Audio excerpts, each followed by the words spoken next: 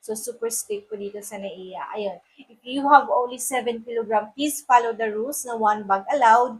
And eto pa, if you have laptop bag before, hindi po yan siya kinikilo, di ba?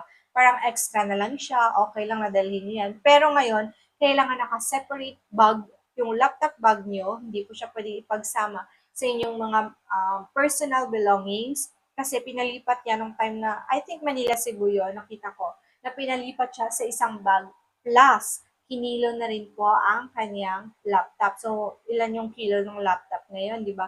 Since siguro alam ng airport na marami ng work from home, maraming nagdadala ng laptop, so dagdag pabigat po talaga siya sa plane if hindi nila ikikilo yon. So, ayun yung rules ngayon about laptop and also 7 kilogram hand carry. And also about power bank, let's tackle na rin kasi maraming nagtatanong sa akin kung pwede bang dalhin yung power bank nila.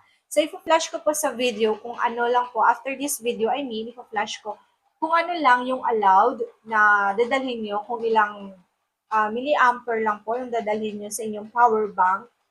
Pero para safe na rin po, kailangan ma-check nyo yun siya sa each airlines kung ano po yung rules nila. Kasi merong mga airlines like international, merong hindi nag-allowed talaga magpadala ng power bank kasi nag-cause ito ng panic last time sa ibang passenger. So, yun. Pero sa domestic flight, medyo hindi pa po siya mahigpit. Meron pa rin nag-allowed na dalhin yung mga power bank. Pero meron lang siya